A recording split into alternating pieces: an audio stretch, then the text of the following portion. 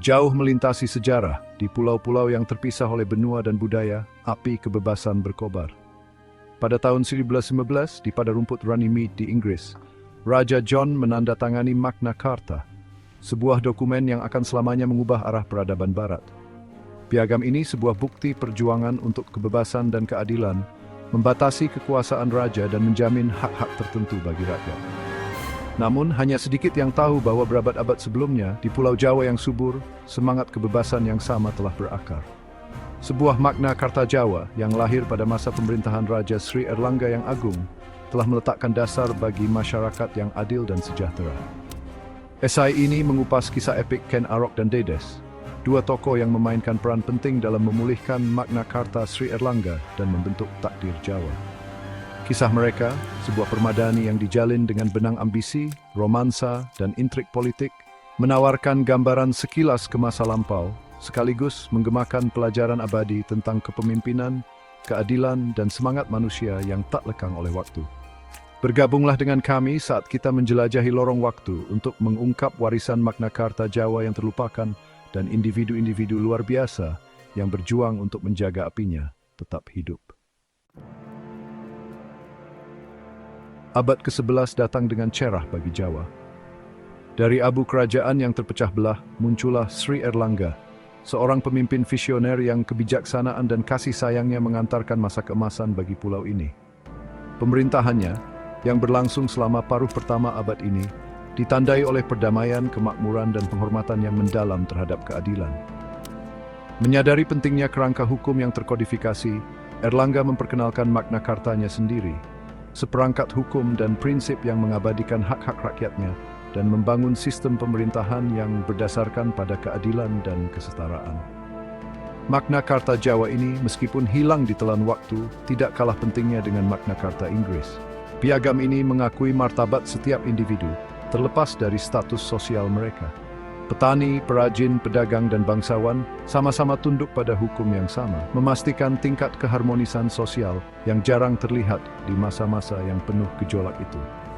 Pemerintahan Erlangga menjadi contoh cemerlang dari pemerintahan yang tercerahkan, sebuah suar harapan di dunia yang seringkali diselimuti kegelapan.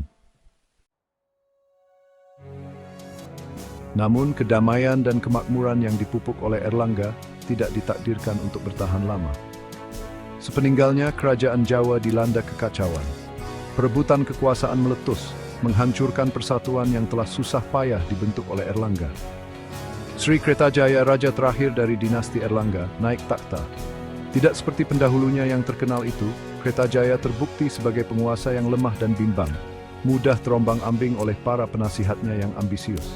Di antara mereka adalah Akuwu Tunggul Ametung, seorang pria yang licik dan kejam yang memegang posisi pemimpin daerah di Tumapel. Tunggul Ametung didorong oleh keserakahan dan nafsu akan kekuasaan, secara bertahap menguasai kerajaan. Dia mengeksploitasi kelemahan Kertajaya, memanipulasinya untuk membuat keputusan yang menguntungkan kaum elit yang berkuasa dengan mengorbankan rakyat jelata. Yang paling mengerikan dari semua ini adalah penerapan kembali perbudakan, sebuah praktik yang telah dihapuskan oleh Erlangga.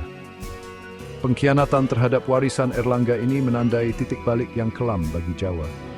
Hak dan kebebasan yang tercantum dalam Magna Carta Jawa diinjak-injak, dan pulau itu sekali lagi berada di bawah cengkeraman tirani. Dalam konteks penindasan dan ketidakadilan inilah legenda Ken Arok dimulai. Terlahir dalam keadaan sederhana, masa kecil Arok diselimuti misteri dan intrik. Ditinggalkan saat masih bayi dan dibesarkan oleh seorang pencuri, ia tumbuh besar di pinggiran masyarakat, belajar bertahan hidup dengan kecerdasan dan keberaniannya. Legenda berlimpah tentang kelicikannya, karismanya, dan ambisinya yang tak tergoyahkan. Beberapa orang berbisik bahwa dia memiliki hubungan mistis dengan roh-roh kuno Jawa yang membimbing setiap langkahnya. Bahkan sebagai seorang pemuda, Arok memiliki aura takdir.